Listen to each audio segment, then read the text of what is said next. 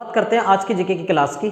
आज की जीके की क्लास हमारी विविध के प्रश्नों में 15 नंबर की क्लास होगी और जो इंपॉर्टेंट होने वाली है रेलवे ग्रुप डी के लिए। आज के लिए आपके लिए गुड न्यूज़ ये है कि रेलवे ग्रुप डी के एग्जाम की डेट आ गई है। आप उसको जाकर के गूगल पर सर्च कर सकते हैं। सरकारी रिजल्ट पर आपको डेट मिलेगी, जुलाई में वो पेपर कराने के लिए बोल रहे हैं। इसके अतिरिक्त ये क्लास होने वाली है सुपर टेट के लिए भी और यूपी लेखपाल के लिए और इसके अतिरिक्त यूपीपी के लिए। हम विविध के प्रश्नों की चर्चा करेंगे। इसी के साथ साथ उत्तर प्रदेश में यूपीपीएससी के द्वारा यूपीपी के द्वारा जो पूछे जाने वाले उत्तर प्रदेश के प्रश्न है या करंट अफेयर्स के प्रश्न, उन सबको पढ़ करके चलेंगे। आज की क्लास का पहला सवाल लिखा गया है भारत कला भवन के बारे में। भारत कला भवन कहाँ है? ये वाराणसी में स्थित है। इसकी स्थापना 1920 ईस्वी में हुई थी और वाराणसी में स्थित भारत कला भवन ये एशिया का सबसे बड़ा संग्रहालय है, जो चित्रकला का संग्रहालय है। इस संग्रहालय में जैसे कीमती चित्र हैं उन चित्रों का संग्रहण करके रखा गया है। जैसे फॉर एग्जांपल जैसे काला चांद चित्र का चित्रांकन किया सतीश गुजराल जी ने। अगर उस चित्र को संरक्षित करके रखना है तो ऐसी जगह पर रखा जाएगा। उस प्रकार से औरत नामक चित्र बनाया रविंद्रनाथ टैगोर जी ने, यहाँ उसको संरक्षित करके रखेंगे। इसके अतिरिक्त तो और प्रसिद्ध चित्रों में जैसे भारत माता नामक चित्र था अवनींद्रनाथ टैगोर जी ने, अवनींद्रनाथ टैगोर ने, और अवनींद्रनाथ टैगोर को ही भारत में आधुनिक चित्रकला का जनक कहा जाता है। भारत कला भवन कहाँ हो गया? वाराणसी। वाराणसी। और ये भारत का सबसे बड़ा संग्रहालय, भारत का क्या पूरे एशिया का सबसे बड़ा चित्रकला का संग्रहालय है वाराणसी। भारत माता मंदिर कहाँ स्थित है? तो वाराणसी में भारत माता मंदिर स्थित है। वाराणसी को भारत का आध्यात्मिक नगर कहा जाता है। भारत का आध्यात्मिक नगर के रूप में किसे जाना जाता है? वाराणसी को। घाटों की नगरी किसे कहा जाता है? वाराणसी को घाटों की नगरी। इसके अतिरिक्त भारत में केंद्रीय सब्जी अनुसंधान संस्थान वाराणसी में स्थित है। केंद्रीय सब्जी अनुसंधान संस्थान वाराणसी में स्थित है। आप मुझे विचार करिए जरा कि विश्व में कौन सा देश है जो सबसे ज्यादा लीची का उत्पादन करता है? मैं आंसर बताऊं, चीन में सबसे ज्यादा विश्व में देश मैंने पूछा है कि कौन सा देश सबसे ज्यादा लीची का उत्पादन करता है, तो चीन करता है। भारत में सबसे ज्यादा लीची का उत्पादन करने वाला राज्य है बिहार है। बिहार में भारत में सबसे ज्यादा होता है और मुजफ्फरपुर पड़ता है बिहार में। मुजफ्फरपुर में ही लीची अनुसंधान संस्थान स्थित है। मुजफ्फरपुर बिहार में लीची अनुसंधान संस्थान स्थित है। मुजफ्फरपुर वही मुजफ्फरपुर जहां के किंग्सफोर्ड की हत्या का प्रयास किया था खुदीराम बोस और प्रफुल्ल चाकी ने। और प्रफुल्ल चाकी ने तो अपनी कर्णपुटी पर गोली दाग ली थी और खुदीराम बोस भारत में सबसे कम उम्र में फांसी की सजा पाने वाले क्रांतिकार बने थे। वर्ष 1908 ईस्वी में खुदीराम बोस को अंग्रेजों के द्वारा फांसी लगा दी गई थी। अगला प्रश्न लिखा गया है कि उत्तर प्रदेश की आर्थिक राजधानी किसे कहा जाता है? उत्तर प्रदेश की आर्थिक राजधानी कहा जाने वाला शहर है कानपुर। आर्थिक राजधानी, उत्तर प्रदेश की आर्थिक राजधानी कहा जाता है कानपुर को। उत्तर प्रदेश की आर्थिक राजधानी बोलते हैं। और इसके अतिरिक्त उत्तर प्रदेश को राजमार्गों का चौराहा भी कहा जाता है। इसके अतिरिक्त इसको कानपुर को राजमार्गों का चौराहा कहा जाता है। और चमड़ा नगरी के नाम से किसे जाना जाता है? तो कानपुर को। एग्जाम में आपसे प्रश्न पूछेगा कि चमड़ा अनुसंधान संस्थान कहाँ है, तो भूलकर भी आप अपने प्रश्न का आंसर कानपुर नहीं लगाएंगे। चमड़ा अनुसंधान संस्थान चेन्नई में स्थित है, जिसको पहले मद्रास कहा जाता था और मद्रास को फ्रांसिस मार्टिन के द्वारा बसाया गया था। फ्रांसिस डे के द्वारा बसाया गया था। पांडिचेरी को फ्रांसिस मार्टिन नाम के द्वारा बसाया गया था। 1687 ईस्वी में सबसे पहले नगर निगम की स्थापना भी कहाँ हुई थी? मद्रास में। चमड़ा अनुसंधान संस्थान मद्रास में स्थित है। भारत में चमड़ा अनुसंधान संस्थान मद्रास में स्थित है। किसने बसाया? फ्रांसिस डे के द्वारा। कहाँ पड़ता है? तमिलनाडु में, जिसको पहले मद्रास कहा जाता था, अब इसको क्या कहते हैं? चेन्नई के रूप में जाना जाता है, चेन्नई। और भी पूछता है कि जैव विविधता संस्थान कहाँ स्थित है, तो भी आंसर चेन्नई। भारत में जैव विविधता संस्थान का मुख्यालय कहाँ है? तो आंसर चेन्नई में है, जिसकी स्थापना 2003 ईस्वी में हुई थी। और भारत में जैव विविधता जो अधिनियम है वो पारित हुआ था 2002 ईस्वी को। जैव विविधता दिवस कब मनाते हैं? 22 मई को जैव विविधता दिवस के रूप में मनाया जाता है। 22 मार्च को जल दिवस के रूप में मनाया जाता है। 20 मार्च को विश्व खुशहाली दिवस, नोट करिएगा, विश्व खुशहाली दिवस कब मनाते हैं? 20 मार्च को विश्व खुशहाली दिवस मनाते हैं। 21 मार्च को कौन सा दिवस मनाया जाता है? वन दिवस। 22 मार्च को जल दिवस मनाते हैं। 23 मार्च को मनाया जाता है 23 मार्च को विश्व, छोड़िएगा अभी याद आएगा, 24 मार्च को बताते हैं, हाँ 24 मार्च को मनाया जाता है विश्व तंबाकू दिवस। 24 मार्च को तंबाकू दिवस के रूप में मनाया जाता है। याद करिएगा आपकी कौन सा दिवस मनाते हैं, कौन सा बोला है, 23 मार्च को। 23 मार्च को मनाते हैं कुष्ठ रोग, 24 मार्च को कुष्ठ रोग दिवस मनाते हैं। 23 मार्च को अभी याद आएगा, चलो जो भी है आप कमेंट बॉक्स में याद करके बताइए कौन सा दिवस 23 मार्च को मनाया जाता है। आगे विचार करते हैं अगले प्रश्न पर। बेलन घाटी, बेलन घाटी इसके बारे में आपने कहीं ना कहीं कुछ ना कुछ सुन रखा होगा। बेलन घाटी के बारे में कहीं ना कहीं आपने कुछ सुन रखा होगा। तो बेलन घाटी के बारे में एग्जामिनर ने 2 प्रश्न बनाए हैं, समझिए जरा दोनों प्रश्न क्या है, देखिएगा जरा कि भारत में सबसे पहले चावल के साक्ष्य अगर मिले तो वो मिले थे कोल्डी हवा से, वो हड़प्पा काल के साक्ष्य थे। भारत में सबसे पहले विश्व मौसम विज्ञान दिवस 23 मार्च को मनाते हैं, याद आ गया है। विश्व मौसम विज्ञान दिवस कब मनाया जाता है, 23 मार्च को। सुनिएगा 20 मार्च को विश्व खुशहाली दिवस और गोरैया दिवस मनाते हैं। 20 मार्च को विश्व खुशहाली दिवस और गोरैया दिवस मनाते हैं। 21 मार्च को वानिकी दिवस के रूप में मनाया जाता है। 22 मार्च को जल दिवस के रूप में मनाया जाता है। 23 मार्च को कौन सा बताया अभी, 23 मार्च को विश्व मौसम विज्ञान दिवस मनाते हैं। और 24 मार्च को मनाते हैं क्षय रोग दिवस, क्षय रोग दिवस। बेलन घाटी के बारे में सुनिए कि भारत में सबसे पहले जो साक्ष्य प्राप्त हुए थे चावल के, वो हुए थे कोल्डी हवा से। हड़प्पा कालीन के वो साक्ष्य थे, वो सिंधु सभ्यता से संबंधित साक्ष्य थे। अगर पूछता है कि सबसे पहले चावल की भूसी के ढेर के साक्ष्य कहाँ से मिले थे, तो रंगपुर से मिले, चावल की भूसी के ढेर रंगपुर से। लेकिन जब पूछता है कि पूरी दुनिया में सबसे पहले चावल के साक्ष्य कहाँ मिले, तो भूल कर भी आप अपना आंसर कोल्डी हवा या रंगपुर नहीं लगाएंगे, आपको अपना आंसर लगाना है बेलन घाटी, क्योंकि बेलन घाटी से जो चावल के साक्ष्य प्राप्त हुए वो पाषाण कालीन साक्ष्य हैं, और जो साक्ष्य प्राप्त हुए हैं कोल्डी हवा से और रंगपुर से धान की भूसी के, वो हड़प्पा कालीन साक्ष्य हैं। और बेलन घाटी, अब प्रश्न आपको याद आया होगा कि बेलन घाटी कहाँ स्थित है, तो यह उत्तर प्रदेश में, और उत्तर प्रदेश में भी कहाँ स्थित है, तो लखनऊ में है, सॉरी लखनऊ में, इलाहाबाद में। बेलन घाटी कहाँ है, इलाहाबाद।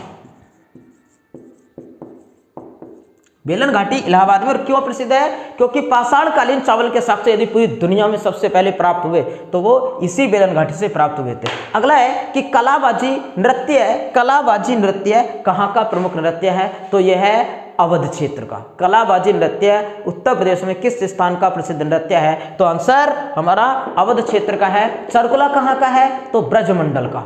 चरकुला कहाँ का है, ब्रजमंडल का। आला कहाँ का लोकगीत है, तो आंसर बुंदेलखंड आला।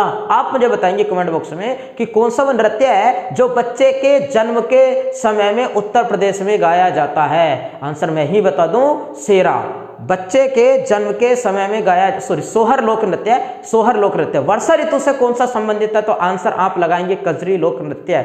वर्षा ऋतु से संबंधित कौन सा है, तो आंसर कजरी लोक नृत्य। और सेरा मुख से निकला, सेरा जो संबंधित है वो संबंधित है फसल कटाई से। फसल कटाई के समय में सेरा लोक नृत्य है। बच्चे के जन्म के समय में सोहर लोक गीत आएगा।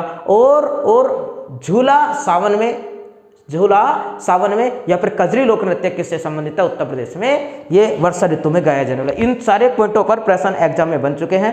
आगे चर्चा करते हैं अगले पॉइंट की। ये जो वीडियो है आपकी सुपर फास्ट रिवीजन के लिए क्लास आपको कराई जा रही है। देखो मैं आपको क्लास में पढ़ा नहीं रहा हूं, 2 बातें होती हैं, एक तो होता है पढ़ना और एक होता है अध्ययन करना। मेरा इस क्लास में उद्देश्य आपका अध्ययन कराना है। मुझे पता है कि जो भी प्रश्न मैंने आपको बताए हैं वो आपको कहीं ना कहीं याद होंगे, और मेरा उद्देश्य पढ़ाना है ही नहीं। मेरा तो उद्देश्य ये है कि आप जिन प्रश्नों को भूल चुके हो मैं उनको रिवीजन कराने के लिए आपको यहाँ पहुँचा हूँ। क्योंकि देखिएगा पढ़ना, अगर आप समझिएगा कि अगर भारत का बेहतरीन खिलाड़ी महेंद्र सिंह धोनी या फिर विराट कोहली सुबह को 4 बजे उठ करके बल्ला लेकर के अगर जाता है प्रैक्टिस करने के लिए, तो खेलने के सीखने के लिए नहीं जा रहा है। वो खेलना तो जानता है, वो जाता है अभ्यास करने के लिए, प्रैक्टिस करने के लिए, उसका बार बार रिवीजन करने के लिए वो जाता है। और जब तक हम रिजल्ट जो जब भी मिलता है वो पढ़ने से रिजल्ट नहीं मिलता है। आप पूरे का पूरा सिलेबस पढ़ लीजिए, अच्छे से उसको समझ लीजिए, आप एग्जाम में देने के लिए, मैं पक्का कहता हूँ आपका एग्जाम क्लियर नहीं होगा जब तक आप उसको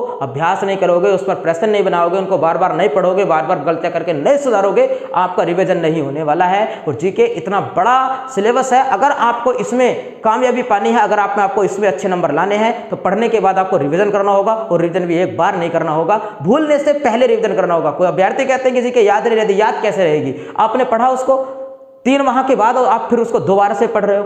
जो कि 3 माह के बाद आप उसको भूल चुके हो, तो फिर से जब भूल गए तो फिर से नहीं होगा। आपको भूलने से पहले पढ़ना है, भूलने से पहले पढ़ना है, उसका बार बार रिवीजन करना है, तभी आप जीके को याद रख पाओगे। बढ़ते हैं नेक्स्ट पेज की तरफ। अगले प्रश्न में लिखा गया है कि मेजर ध्यानचंद स्पोर्ट यूनिवर्सिटी की नींव प्रधानमंत्री नरेंद्र मोदी ने अभी हाल ही में, ये करंट का प्रश्न है, करंट के ही तीनों प्रश्न है, हाल ही में मेजर ध्यानचंद स्पोर्ट यूनिवर्सिटी की नींव प्रधानमंत्री ने कहां रखी है? सही आंसर है इस प्रश्न का मेरठ। मेरठ में इसकी नींव रखी गई है। आने वाले प्रश्न में चर्चित प्रश्न बना रहेगा। मेजर ध्यानचंद स्पोर्ट्स यूनिवर्सिटी की स्थापना कहां रखी गई है? मेरठ में। आप ध्यान दीजिएगा, आपको पहले ऑप्शन पे लिखा मिलेगा इलाहाबाद में। याद कीजिए, इलाहाबाद में मेजर ध्यानचंद जी का जन्म हुआ था 29 अगस्त 1905 ईस्वी को। वहां नहीं रखी गई है, बल्कि कहां रखी गई है? मेरठ। और मेरठ किसके लिए प्रसिद्ध शहर है? खेल के सामान के लिए कौन सा शहर जाना जाता है? मेरठ। आप मुझे विचार करके बताइए कि भारत का कौन सा वो राज्य था जिस राज्य में भारत का पहला खेल विश्वविद्यालय स्थापित किया गया? भारत का पहला खेल विश्वविद्यालय कहां स्थापित किया गया था?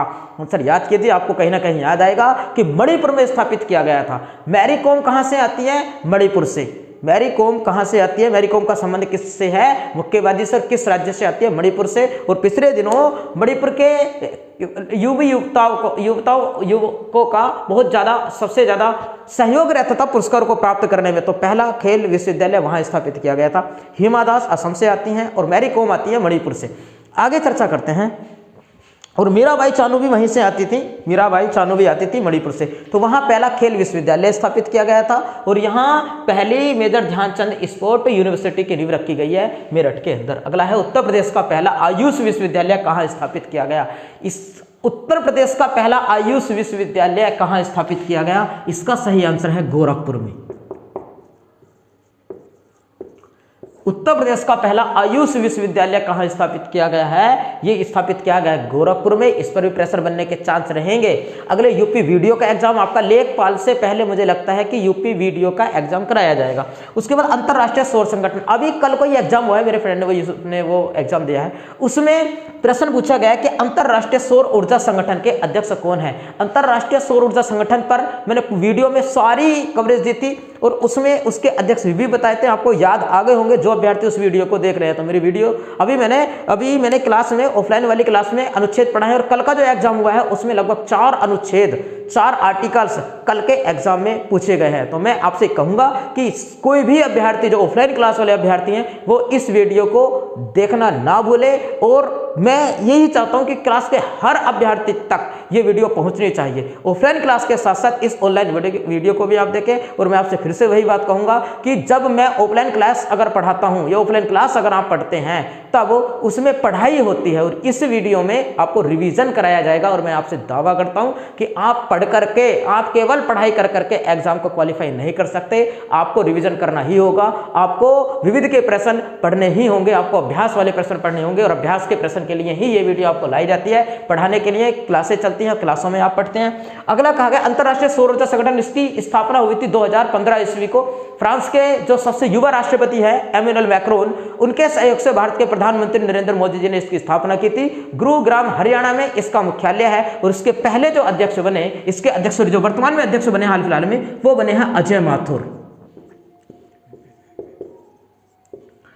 अंतरराष्ट्रीय सौर ऊर्जा संगठन के जो अध्यक्ष हैं वे हैं अजय माथुर। ये प्रश्न एग्जाम में बना हुआ है। बढ़ते हैं अगले प्रश्न की तरफ। नेक्स्ट अगला प्रश्न है कि ये उपाधि है भारत का हीरा। बाल गंगाधर तिलक ने कहा, बाल गंगाधर तिलक ने भारत का हीरा किसे कहा? बाल गंगाधर तिलक ने भारत का हीरा कहा गोपाल कृष्ण गोखले को।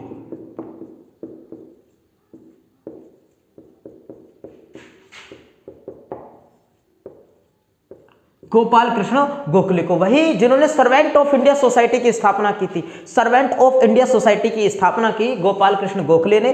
गोपाल कृष्ण गोखले को भारत का हीरा किसने कहा? बाल गंगाधर तिलक ने कहा। और गोपाल कृष्ण गोखले गांधी जी के राजनीतिक गुरु थे। गांधी जी के राजनीतिक गुरु के साथ साथ मोहम्मद अली जिन्ना के भी गुरु थे और मोहम्मद अली जिन्ना को कहा गया था कायजे आजम।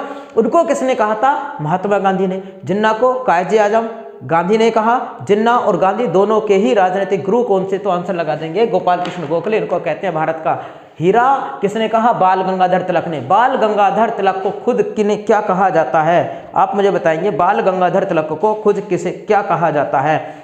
एग्जामिनर 2 प्रश्न पूछता है, 2 प्रश्न क्लियर करके देते हैं आपको। एक प्रश्न पूछेगा कि भारत में अशांति का जनक किन्हें कहा जाता है, और भारत में राजनीतिक अशांति का जनक किसे कहा जाता है। तो भारत में अशांति का जनक कहा जाता है बाल गंगाधर तिलक को, और भारत में राजनीतिक अशांति का जनक कहा जाता है भगत सिंह को।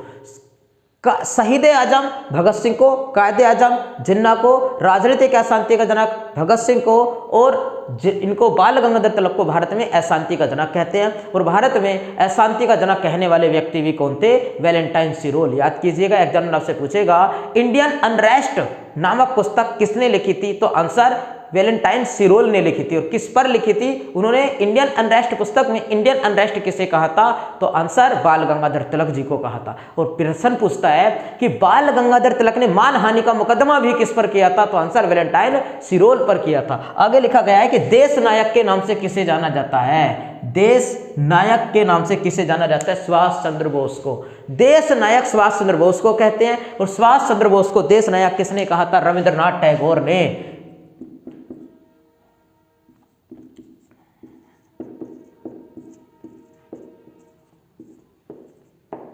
सुभाष चंद्र बोस को देश नायक किसने कहा, तो आंसर रविंद्रनाथ टैगोर को। रविंद्रनाथ टैगोर ने कहा, रविंद्रनाथ टैगोर को खुद को कहा जाता है गुरुदेव किसने कहा, महात्मा गांधी ने कहा। रविंद्रनाथ टैगोर को गुरुदेव कहा महात्मा गांधी ने। रविंद्रनाथ टैगोर को विश्व गुरु भी कहा जाता है। आपको 2 प्रश्न क्लियर कर दें। अगर एग्जामिनर आपसे पूछे कि गुरु जी किन्हें कहते हैं, तो आंसर आप लगाएंगे गुरु जी कहा जाता है MS गोवलकर को। गुरु जी किन्हें कहा जाता है, ध्यान से सुनिएगा, MS गोवलकर को कहते हैं। जबकि गुरुदेव किन्हें कहा जाता है, तो रविंद्रनाथ टैगोर को गुरुदेव कहा जाता है। जबकि राजा जी किनको कहते हैं, तो चक्रवर्ती राजगोपालाचारी को राजा जी कहा जाता है। एग्जामिनर ने प्रश्न पूछा हुआ है कि भारत का कौन सा वो राज्य है जिस राज्य में भारत के गवर्नर जनरल के नाम पर एक नेशनल पार्क है। एक बार और सुनिए, भारत के किस राज्य में गवर्नर जनरल के नाम पर एक नेशनल पार्क स्थित है, तो आंसर आप लगाएंगे उत्तराखंड। राजा जी नेशनल पार्क किस राज्य में है, उत्तराखंड। और वो राजा जी नेशनल पार्क चक्रवर्ती राजगोपालाचारी के नाम पर है। चक्रवर्ती गोपालाचारी को ही राजा जी के नाम से जाना जाता है। वर्ष 1948 से लेकर वर्ष 1950 ईस्वी तक भारत के एकमात्र भारतीय और गणतंत्र भारत के गवर्नर जनरल चक्रवर्ती राजगोपालाचारी जी थे। आगे लिखा गया है कि भारत में आधुनिक पश्चिमी शिक्षा का जनक किसे कहा जाता है। आधुनिक पश्चिमी शिक्षा का मतलब यह है कि जो एजुकेशन यूरोप महाद्वीप में दी जाती थी अंग्रेजी लैंग्वेज की, या यूरोपीय जो शिक्षा थी, उस शिक्षा को भारत में भी दिया जाना चाहिए, ऐसा कहने वाले व्यक्ति भारत में लॉर्ड विलियम बेंटिंक थे। 2 ऑप्शन में से सुनिएगा। अगर आपको समाज सुधारकों के नाम दे रखे हैं, तब आप अपना आंसर लगाइएगा राजा राम मोहन राय। भारत में पश्चिमी शिक्षा के अग्रदूत राजा राम मोहन राय को कहा जाता है। लेकिन आप विचार करिएगा कि राजा Ram Mohan Roy Lord William Bentinck के समकालीन थे, और लॉर्ड विलियम बेंटिंक की कार्यकारिणी परिषद में एक व्यक्ति कार्य करता था जिसका नाम था लॉर्ड मैकाले। और लॉर्ड मैकाले ने ही लॉर्ड विलियम बेंटिंक को कहा था कि अगर भारतीय व्यक्तियों को अंग्रेजी में शिक्षा दी जाती है तो आगे चल करके वो हमारे ही काम आएंगे। और लॉर्ड विलियम बेंटिंक के समय ही भारत में अंग्रेजी को शिक्षा का आधार बनाया गया था। लॉर्ड विलियम बेंटिंक के समय में ही 1835 ईस्वी को कोलकाता में एक मेडिकल कॉलेज की स्थापना की गई थी। आप याद करिए, राजा राम मोहन राय ने 1828 में ब्रह्म समाज की स्थापना लॉर्ड विलियम बेंटिंक के समय में ही की थी। और 1826 ईस्वी में भारत में सबसे पहला समाचार पत्र उदत मार्तंड लॉर्ड विलियम बेंटिंक के समय में ही प्रकाशित हुआ था, जिसके संपादक जुगल किशोर जी थे। और 1829 ईस्वी में लॉर्ड विलियम बेंटिंक के समय में ही राजा राम मोहन राय ने सती प्रथा का भारत से समाप्त कर दिया था। लॉर्ड विलियम बेंटिंक के समय में ही राजा राम मोहन राय ने वर्ष 1830 ईस्वी को ठगी प्रथा को समाप्त कर दिया था। ठगी प्रथा और सती प्रथा दोनों किसके समय में, किसके प्रयासों से हुई थी, लॉर्ड विलियम बेंटिंक के समय में। लॉर्ड विलियम बेंटिंक बंगाल का गवर्नर जनरल पहले था, और बंगाल का अंतिम तथा भारत का पहला जो गवर्नर जनरल बना वो लॉर्ड विलियम बेंटिंक ही था। चार्टर एक्ट 1833 के अंतर्गत लॉर्ड विलियम बेंटिंक को बंगाल के गवर्नर जनरल से पूरे भारत का गवर्नर जनरल बना दिया गया था। आगे बढ़ते हैं नेक्स्ट। अगला शब्द लिखा गया है ड्यूरामीटर। आप जरा इस ड्यूरामीटर शब्द पर विचार करिए। कहीं ना कहीं आपका माइंड आपको बताएगा कि हाँ, ये ड्यूरामीटर जो शब्द है वो हमने कहीं ना कहीं पढ़ रखा है। आपको अगर लगता है कि मेरी स्पीड बोलने की ज़्यादा है तो आप अपने जो फ़ोन की स्पीड है उसको थोड़ा सा कम कर लेंगे, 0.75 कर लेंगे। एक दो वीडियो आप 0.75 में अगर देखेंगे तो उसके बाद आपको नॉर्मल में समझ आने लग जाएंगी मेरी बातें। और जो अभ्यर्थी मुझसे पढ़ रहे हैं, जो रिवीजन करने वाले अभ्यर्थी मेरी क्लासों को जिन्होंने अटैम्प्ट किया हुआ है, वो मुझे उम्मीदें हैं वो मेरी बात को आसानी से समझ रहे होंगे। मैं इस वीडियो को जल्दी इसलिए कर रहा हूँ क्योंकि थोड़ी ही वीडियो में बड़े सवाल, ज़्यादा सवाल आपको दिए जा सके। और आप देखना कि एग्जाम में ये जो वीडियोज़ हैं ये बहुत ही महत्वपूर्ण साबित होने वाली हैं। ड्यूरोमीटर आपको याद आया होगा। ड्यूरोमीटर मस्तिष्क को ढकने वाला जो बाह्य आवरण है उसे कहा जाता है ड्यूरोमीटर। मस्तिष्क को ढकने वाला बाह्य आवरण क्या कहलाता है? ड्यूरोमीटर कहलाता है। ऑप्शन हो गया पहला वाला, ड्यूरोमीटर क्या है? मस्तिष्क को ढकने वाले आवरण को ड्यूरोमीटर कहते हैं। इसके अतिरिक्त और आप सुनिएगा, एक शब्द लिखा है प्लूरा, ये भी आपने पढ़ रखा होगा। प्लूरा या फुफ्फुस आवरण, फेफड़ों को ढकने वाले आवरण को प्लूरा कहते हैं या फिर फुफ्फुस आवरण कहा जाता है। फेफड़ों को ढकने वाले आवरण को प्लूरा या फुफ्फुस आवरण कहा जाता है। और एक पूछता है पैराकार्डियम। पैराकार्डियम, पैराकार्डियम है कि जो झिल्ली हमारे हृदय को ढक करके रखती है, हृदय को ढककर रखने वाली झिल्ली को पैराकार्डियम कहते हैं। एक बार और ध्यान से देखिएगा, ड्यूरोमीटर मस्तिष्क का बाह्य आवरण ड्यूरोमीटर कहलाता है, प्लूरा फेफड़ों को ढकने वाला आवरण कहलाता है और पैराकार्डियम हृदय को ढकने वाली झिल्ली को कहा जाता है। एक क्वेश्चन आज आपको कमेंट बॉक्स में दे रहे हैं, बाकी सारे प्रश्नों के आंसर मैंने बता दिए, ये प्रश्न केवल आपको बताने का है। और मैं चाहता हूं कि सारे जो अभ्यर्थी हैं, जो अभ्यर्थी वीडियो को देखे वो इसका आंसर जरूर लिखे, कहीं से, चाहे वो गूगल करे, चाहे कहीं नोटबुक देखे, किसी किताब से लाए, किसी से पूछ करके लिखे, आंसर जरूर लिखे, ताकि मुझे पता चलना चाहिए कि हाँ कौन कौन अभ्यर्थी हैं हमारे जो इस वीडियो को देख रहे हैं, ताकि मैं उन अभ्यर्थियों पर अपना विश्वास जमा सकूं, विश्वास कि हाँ वो अभ्यर्थी एग्जाम को निकाल पाएगा। मैं आपसे वादा करता हूं कि वीडियो को वो जो देखेगा, जो रिवीजन करेगा, वो ही एग्जाम को निकालेगा। पढ़ने को तो क्लास में बहुत सारे अभ्यर्थी पढ़ रहे हैं, पढ़ने से रिजल्ट नहीं निकलता है। तो आप अपना जो आंसर है कमेंट बॉक्स में जरूर लिखें, मैं अनुमान लगाऊंगा कि हाँ कौन कौन अभ्यर्थी पढ़ रहे हैं। आगे देखिएगा क्या बताया मैंने आपसे, कौन सा प्रश्न पूछना था मुझे? प्रश्न पूछना था, हाँ ये पूछना था कि जो स्किन है, skin UP PAT PET PAT कि सेकंड मीटिंग में ये वाला प्रश्न पूछा जा चुका है कि त्वचा का बाह्य आवरण क्या कहलाता है। कोई ज़्यादा हार्ड सवाल नहीं है, बहुत ही आसान सा सवाल दिया है, एग्जाम में पूछा हुआ प्रश्न मैंने आपको दिया है। 3 प्रश्न बताने के बाद एक प्रश्न मैंने आपको दिया है। आगे बढ़ते हैं, राष्ट्रपति के त्याग पत्र की सूचना, अगले प्रश्न को बोल रहे हैं कि राष्ट्रपति के त्याग पत्र की सूचना उपराष्ट्रपति किसे देता है? राष्ट्रपति के त्याग पत्र की सूचना उपराष्ट्रपति किसे देता है? तो आंसर है लोकसभा के अध्यक्ष को। राष्ट्रपति के त्याग पत्र की सूचना उपराष्ट्रपति किसे देता है? लोकसभा के अध्यक्ष को। जल्दी से मैं जरा रिवीजन कराता हूं आपका राष्ट्रपति से संबंधित प्रश्नों का। अनुच्छेद नंबर जो 52 है उसमें लिखा हुआ है कि भारत में एक राष्ट्रपति होगा। लिखा है कि एक राष्ट्रपति होगा। भारत में राष्ट्रपति के पद का प्रावधान अमेरिका से लिया गया है, क्योंकि अमेरिका के जॉर्ज वाशिंगटन ही दुनिया के सबसे पहले राष्ट्रपति बने थे। जो अमेरिका की क्रांति हुई थी 4 जुलाई 1776 को, बोस्टन टी पार्टी की घटना 1773 के बाद, उसमें कराने में, उस क्रांति को कराने में 4 जुलाई 1776 के अमेरिका की क्रांति को कराने में सबसे अधिक सहयोग जॉर्ज वाशिंगटन का था। उसके बाद जब अमेरिका गणतंत्र बना तो उन्होंने चुनाव लड़ा और चुनाव लड़कर सबसे पहले राष्ट्रपति बनने वाले व्यक्ति भी जॉर्ज वाशिंगटन थे। भारत में राष्ट्रपति का जो पद है वो इंग्लैंड की महारानी के समतुल्य है। और अनुच्छेद नंबर जो 53 है, 53 में लिखा हुआ है कि संघ की कार्यपालिका शक्ति राष्ट्रपति में निहित होगी।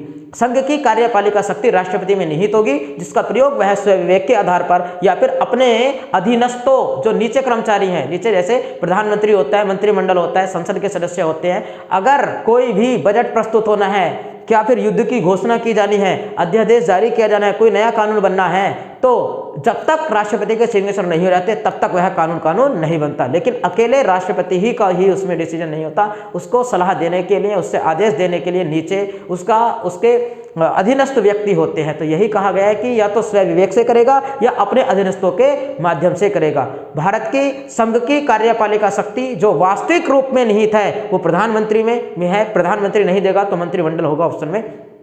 और जब पूछेगा कि औपचारिक रूप से यानी लिखित रूप में या जो लेखा जोखा दिखाया जाता है वो राष्ट्रपति के हाथ में है। औपचारिक राष्ट्रपति, वास्तविक प्रधानमंत्री नाम ले तो मंत्रिमंडल, क्योंकि प्रधानमंत्री भी स्वयं नहीं मंत्रिमंडल से लेकर के कार्य करता है। उसके बाद आर्टिकल नंबर 54 कहता है कि राष्ट्रपति का निर्वाचक मंडल मतलब कि राष्ट्रपति के चुनाव में कौन कौन व्यक्ति वोट डालते हैं, लोकसभा के निर्वाचित सदस्य, विधानसभा के निर्वाचित सदस्य और राज्यसभा के निर्वाचित सदस्य।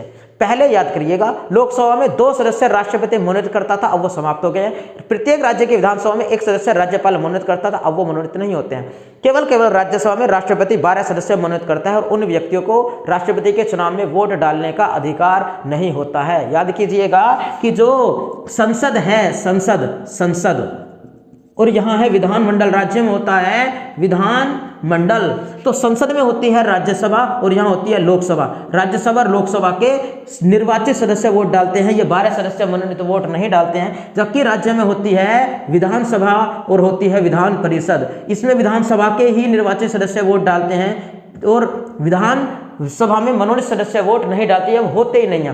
क्यों? ये ही 3 सदस्य राज्यसभा, लोकसभा और विधानसभा के ही निर्वाचित सदस्य वोट डालते हैं, विधान परिषद के सदस्य वोट नहीं डालते। क्यों नहीं डालते हैं? क्योंकि विधान परिषद भारत के सभी राज्यों में नहीं है, मात्र अभी 6 राज्यों में ही हैं। कौन कौन से राज्य हैं? महाराष्ट्र, कर्नाटक देखिएगा जरा, उस साइड के हैं राज्य, महाराष्ट्र, कर्नाटक। इधर आइएगा, बिहार राज्य है, आंध्र प्रदेश है, तेलंगाना राज्य है, उत्तर प्रदेश और एक और कौन सा रह गया? बिहार राज्य। ये 6 राज्य हैं जो जिन राज्यों में विधान परिषद की व्यवस्था की गई है। ये ही राज्य हैं जिन राज्यों में विधान परिषद है, तो सब राज्यों में नहीं है। अगर विधान परिषद और विधानसभा दोनों के ही सदस्यों को मान्यता दी जाती तो जिनमें विधान परिषद नहीं है उन राज्यों के साथ में तो दुहात हो जाता कि वही राष्ट्रपति के चुनाव में उत्तर प्रदेश के विधान परिषद और विधानसभा दोनों के सदस्य डालते हैं और गोवा है, अरुणाचल प्रदेश है, मध्य प्रदेश, छत्तीसगढ़ है, झारखंड है, उत्तराखंड है, इनमें केवल विधानसभा के, तो उन राज्यों के साथ में दुहात हो जाता। इसलिए कहा गया है कि जब तक सभी राज्यों में विधान परिषद का गठन नहीं रहता तब तक केवल विधानसभा के सदस्य ही राष्ट्रपति के चुनाव में भाग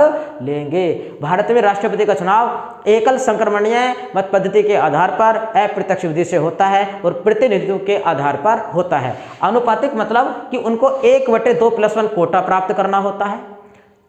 संक्रमणीय पद्धति मतलब एक व्यक्ति सभी को अपना वोट देता है, अपनी नंबरिंग प्रदान करता है। पढ़ाएंगे नहीं, केवल रिवीजन करा करके चल रहे हैं। अप्रत्यक्ष मतलब सीधे जनता वोट नहीं डालती, ये वोट डालते हैं, हम इनको चुनते हैं, ये उनको चुनते हैं। अगर हम सीधे चुनते तो प्रत्यक्ष, अगर ये हमने इनको चुना, इन्होंने उनको चुना, तो उसको कहते हैं अप्रत्यक्ष विधि से। आगे अनुच्छेद नंबर 55 में हो गया है, यहाँ हो गया निर्वाचक मंडल, और अनुच्छेद नंबर 55 में हो गया निर्वाचन होता कैसे कैसे, जो मैंने अभी बताया है। निर्वाचन, यहाँ हो गया निर्वाचन। अनुच्छेद नंबर 56 में कहता है पदावधि, छोटी की मात्रा आती है, पदावधि की कार्यकाल कितना होता है? 5 वर्ष का होता है, लेकिन 5 वर्ष से पहले भी अपना इस्तीफा दे सकता है। कब? जब वो बीमार पड़ जाए या उसका मन ना हो कार्य करने का, तब 5 वर्ष से पहले भी त्याग पत्र दे सकता है। देता है उपराष्ट्रपति को, और उपराष्ट्रपति राष्ट्रपति के इस्तीफे की सूचना किसे देता है? लोकसभा के अध्यक्ष को। ये मेरा प्रश्न था।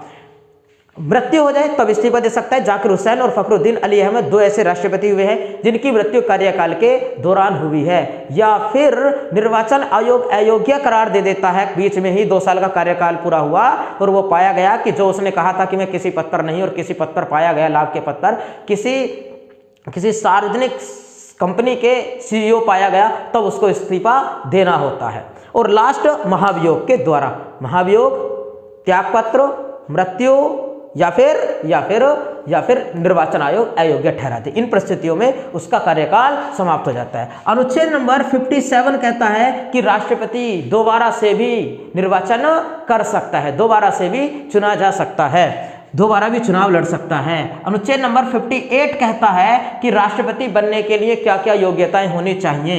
अनुच्छेद नंबर 58 कहता है कि क्या क्या योग्यताएं होनी चाहिए। भारत का नागरिक हो, पागल या दिवालिया ना हो, किसी लाभ के पद पर ना हो, लाभ का पद क्या तो केंद्र सरकार के अधीन नौकरी ना करता हो, राज्य सरकार के अधीन नौकरी ना करता हो, या किसी पंचायती राज के अधीन नौकरी ना करता हो, यानी लाभ के पद पर ना हो, या फिर किसी सार्वजनिक उपक्रम जैसे ONGC है या फिर अन्य कोई संस्था है जिसमें सरकार की हिस्सेदारी है, उसमें किसी पद पर ना हो। लेकिन याद रखिएगा, राष्ट्रपति का पद, उपराष्ट्रपति का पद, राज्यपाल का पद और मंत्री का पद लाभ के पद नहीं माने जाते, इनको लाभ के पद नहीं माने जाते। इन पद पर रहते हुए कोई व्यक्ति चुनाव लड़ सकता है, लेकिन अगर चुनाव को जीत जाता है तब अपने पद से इस्तीफा देना होता है, ये उसके लिए शर्त है। और ये शर्त लिखी हुई है 59 में। 59 में क्या लिखा हुआ है कि अगर कोई व्यक्ति इस पद पर नहीं है, लाभ के पद पर तो नहीं है, लेकिन राज्यपाल है या उपराष्ट्रपति है या राष्ट्रपति ही दोबारा चुनाव लड़ रहा है, तो उसको इस्तीफा देना पड़ता है पहले कार्यकाल से।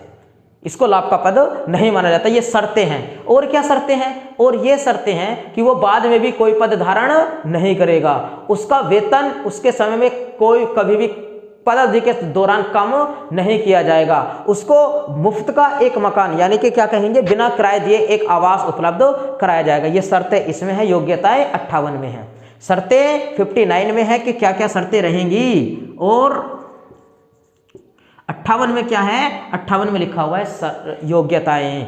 60 में लिखा हुआ है शपथ। सर्वोच्च न्यायालय का मुख्य न्यायाधीश शपथ दिलाता है। सर्वोच्च न्यायालय का मुख्य न्यायाधीश शपथ दिलाता है, नहीं है तो कोई वरिष्ठतम न्यायाधीश शपथ दिलाता है। और 61 में लिखा हुआ है महाभियोग की प्रक्रिया। राष्ट्रपति के महाभियोग की प्रक्रिया का प्रावधान अनुच्छेद नंबर 61 में लिखा हुआ है। महाभियोग का प्रस्ताव संसद के किसी भी सदन में लाया जा सकता है 1/4 बहुमत से। लेकिन प्रस्ताव जब लाया जाता है और उस पर बहस होती है तो 14 दिन पहले राष्ट्रपति को सूचना देनी होती है। और पारित जब हो जाता है उस सदन में तो 2/3 से पारित होना चाहिए, यानी कि 66% वोटों से पारित होना चाहिए। उसके बाद अगले सदन में पारित होता है, अगले सदन में पारित होता है। यानी कि जो राज्यसभा है या लोकसभा है, किसी भी सदन में प्रस्ताव आ सकता है। आएगा कितने से? 1/4 से, यानी कि 20% से आएगा। पारित कितने से होगा? 2/3 से, यानी कि 66। कितने दिन पहले सूचना दी जाती है? तो 14 दिन पहले। और दूसरे सदन में भी केवल सीधे प्रस्ताव बहस होगी और कितने बहुमत से पारित होगा? 2/3 से। केवल संसद के सदस्य ही महाभियोग में हिस्सा लेते हैं, वो भी सभी सदस्य, चाहे निर्वाचित हो चाहे मनोनीत हो। तो प्रश्न आपसे पूछेगा कि कौन से वो व्यक्ति हैं जो व्यक्ति राष्ट्रपति के निर्वाचन में हिस्सा लेते हैं, महाभियोग में हिस्सा नहीं लेते हैं। तो निर्वाचन में हिस्सा लेते हैं, याद कीजिएगा विधानसभाओं के सदस्य, निर्वाचित सदस्य निर्वाचन में हिस्सा लेते हैं, लेकिन महाभियोग में केवल संसद के सदस्य ही हिस्सा लेते हैं। और भी प्रश्न पूछता है कि कौन से वो सदस्य हैं जो राष्ट्रपति के निर्वाचन में हिस्सा नहीं लेते हैं। 12 सदस्य राष्ट्रपति, लो 2 सदस्य है यहाँ और 12 सदस्य यहाँ मनोनीत करता है, निर्वाचन में हिस्सा नहीं लेते हैं। लेकिन जब महाभियोग की बारी आती है तो सारे के सारे सदस्य इसमें हिस्सा लेते हैं। आगे बढ़ते हैं, एक बार रिवीजन आपको कराए। 52 में राष्ट्रपति होगा, 53 में संघ की कार्यपालिका शक्ति राष्ट्रपति में निहित होगी। 54 में कहा गया है कि निर्वाचक मंडल की कौन कौन वोट डालेंगे। 55 में निर्वाचन होगा जिसको केंद्र का निर्वाचन आयोग कराता है। 56 में पद अवधि लिखा गया, पद अवधि उसका कार्यकाल लिखा गया है। 57 में लिखा गया है कि कोई व्यक्ति दोबारा से भी राष्ट्रपति का चुनाव लड़ सकता है। 58 में कहा गया है योग्यताएं क्या क्या होनी चाहिए। 59 में कहा गया है राष्ट्रपति की शर्तें, ये पहले योग्यताएं, बाद में जब बन जाएगा तो क्या क्या शर्तें रहेंगी। 60 में शपथ, 61 में महाभियोग। मिलते हैं आपसे नेक्स्ट वीडियो में। अगर वीडियो पसंद आए तो वीडियो को लाइक करें, अभ्यर्थियों को शेयर करें, नए अभ्यर्थी चैनल को सब्सक्राइब करें।